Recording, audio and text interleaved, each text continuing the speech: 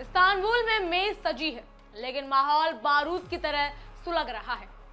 पाकिस्तान और अफगानिस्तान के प्रतिनिधि आमने सामने हैं। चेहरों पर सन्नाटा है, निगाहों में तूफान है। पाकिस्तान के रक्षा मंत्री की आवाज अब भी गूंज रही है कि अगर वार्ता नाकाम रही तो खुला युद्ध होगा। दीवारों के पार दुनिया की धड़कनें थम सी गई हैं। कोई नहीं जानता अगली खबर समझौते की होगी या जंग की शुरुआत की। नमस्कार दोस्तों, आप देख रहे हैं इंडिया डेली का डिजिटल प्लेटफॉर्म और मैं हूं आपके साथ तान्या त्यागी और मैं हूं आपके साथ जिया कौशिक। आज हम बात करने जा रहे हैं उस खबर की जिसने पूरे दक्षिण एशिया की राजनीति को झकझोर दिया है। पाकिस्तान के रक्षा मंत्री ख्वाजा आसिफ ने एक ऐसा बयान दिया है जिसने न सिर्फ अफगानिस्तान बल्कि पूरे क्षेत्र की सुरक्षा को लेकर नई चिंताएं खड़ी कर दी हैं। उनका कहना है कि अगर इस्तांबुल में चल रही पाकिस्तान अफगानिस्तान वार्ता असफल रही तो पाकिस्तान के पास खुला युद्ध यानी ओपन वार ही एकमात्र विकल्प बचेगा। ये बयान ऐसे समय पर आया है जब दोनों देशों के बीच हाल ही में हुए सीमा झड़पों ने पहले ही हालात को बेहद तनावपूर्ण बना दिया है। बिल्कुल सही कहा तान्या आपने। इस्तांबुल में चल रही यह वार्ता पाकिस्तान और अफगानिस्तान के बीच रिश्तों को पटरी पर लाने का शायद आखिरी मौका मानी जा रही है। इस बातचीत में दोनों देशों के शीर्ष अधिकारी, सुरक्षा विशेषज्ञ और राजनयिक शामिल हो सकते हैं, जो कोशिश करेंगे कि सीमा पर हो रही झड़पें और आतंकी हमलों को रोका जा सके। लेकिन अब जब पाकिस्तान के रक्षा मंत्री ने इतने सख्त शब्दों में चेतावनी दी है तो ये संकेत दे रहा है कि ये बातचीत आसान नहीं होने वाली है। जी हाँ, बिल्कुल सही कहा। इस्तांबुल वार्ता इसलिए भी खास है क्योंकि पिछले कुछ महीनों में पाकिस्तान और अफगानिस्तान के बीच तनाव लगातार बढ़ा है।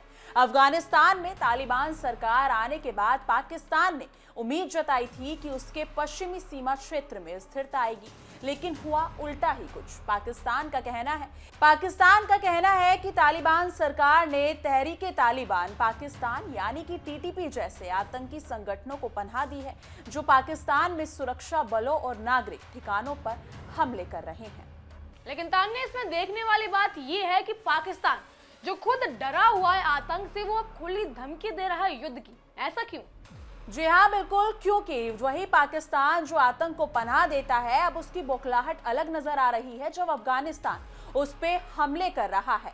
लेकिन कहीं ना कहीं वो ये भी उम्मीद लगाए बैठा है कि ये युद्ध थम जाए, लेकिन वहीं पर सीधी धमकी भी दे रहा है अगर अफगानिस्तान की तरफ से हमला नहीं रुका तो हम भी चुप नहीं बैठने वाले। लेकिन देखना दिलचस्प होगा कि आखिर आगे होता क्या है। तान्या, ये तो कुछ वैसा ही नहीं है जैसा भारत के लिए भी पाकिस्तान ने बोला था।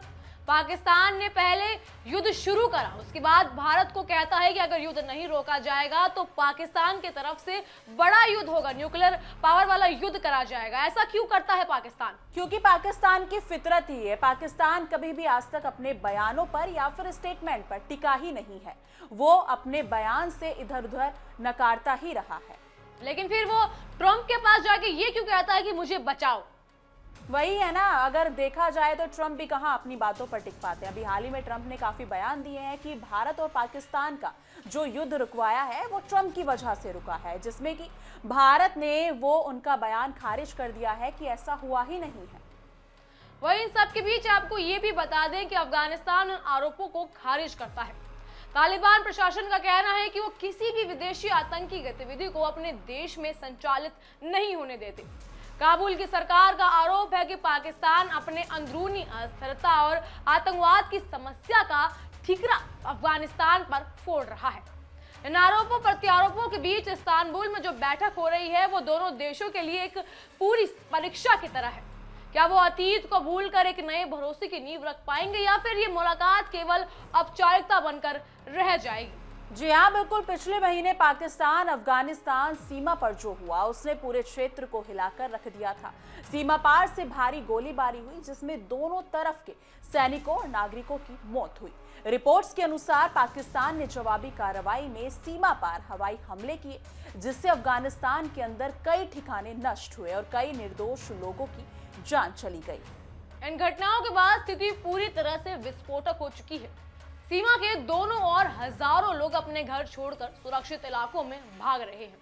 व्यापारिक रास्ते बंद कर दिए गए हैं और दोनों देशों ने एक दूसरे के खिलाफ कड़ी बयानबाजी शुरू कर दी है। अंतर्राष्ट्रीय समुदाय को बीच में आकर अपील करनी पड़ी कि हालात नियंत्रण से बाहर जा रहे हैं। इसी दबाव के बाद एक अस्थायी युद्ध विराम लागू किया गया, जिससे फिलहाल स्थिति को शांत कर रखा है।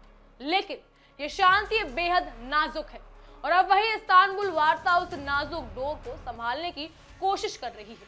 लेकिन तान्या, इन सब में आपने एक चीज देखी, पाकिस्तान ही वो मुल्क है, वो देश है जो पहले इन सब चीजों को उकसावा करता है, उकसाता है अपने पड़ोसी मुल्कों को, और फिर जब वो पड़ोसी मुल्क उसका डटकर सामना करते हैं तो फिर वो भागता नजर आता है।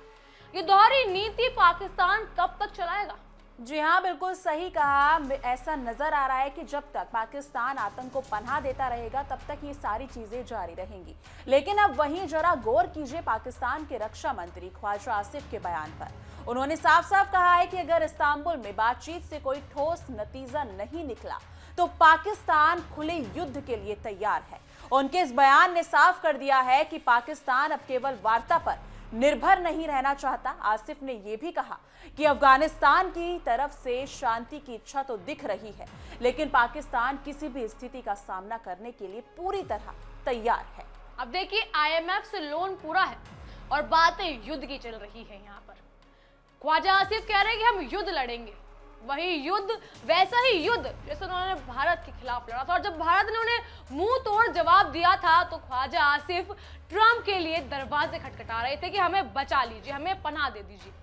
क्या कहना है इस पर तान्या आपका? जी हाँ, बिल्कुल सही कहा। वो देश युद्ध लड़ेगा जिसके पास खाने के लिए, व्यापार करने के लिए पैसे नहीं है, वो अब दूसरे देश से जाकर लड़ेगा, वो भी किससे? IMF से लोन लेने के बाद लड़ेगा।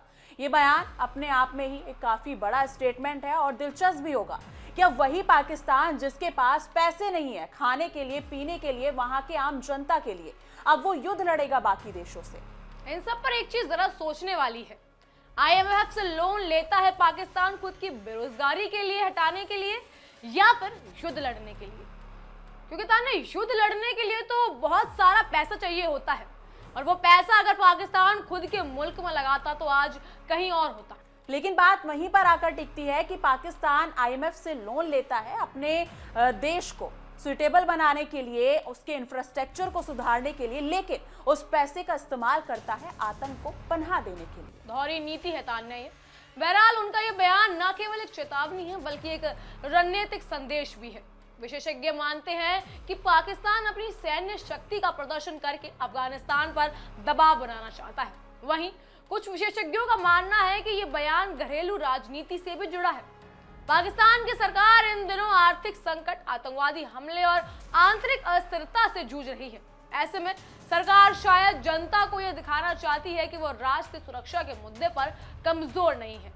अफगानिस्तान की तरफ से भी जवाब आया है और तालिबान सरकार ने कहा है कि पाकिस्तान की धमकी अनावश्यक और उकसाने वाली है।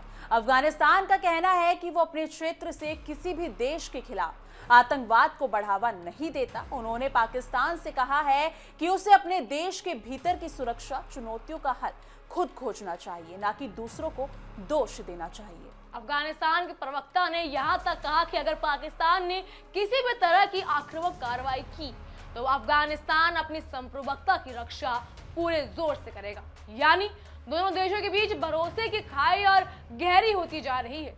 हालांकि काबुल प्रशासन ने अभी भी वार्ता जारी रखने की इच्छा जताई है, क्योंकि वो जानते हैं कि युद्ध दोनों देशों के लिए विनाशकारी साबित हो सकता है। जी हाँ, अगर बात करें जमीनी हकीकत की तो सीमा इलाकों में रहने वाले आम लोग इस तनाव की सबसे बड़ी कीमत चुका रहे हैं।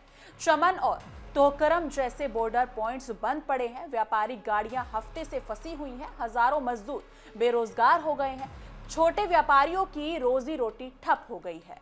इन इलाकों में गोलियों और धमाकों की आवाजें अब आम हो चुकी है। स्कूल बंद है, अस्पतालों में दवाइयों की कमी है। आम लोग कहते हैं कि जब भी दोनों देशों के बीच तनाव बढ़ता है सबसे ज्यादा नुकसान हमें होता है। अफगान सीमा के नजदीक बसे कई गांवों में तो लोग लगातार पलायन कर रहे हैं। इस सब के बीच इस्तांबुल में हो रही वार्ता आम जनता के लिए उम्मीद की आखिरी किरण है। जी हाँ, अंतर्राष्ट्रीय समुदाय भी इन घटनाओं पर कड़ी नजर रखे हुए हैं। तुर्की, जो इस वार्ता की मेजबानी कर रहा है, चाहता है कि दोनों देशों के बीच कम से कम एक ऐसा ढांचा तैयार हो जिससे सीमा पर स्थायी शांति कायम की जा सके।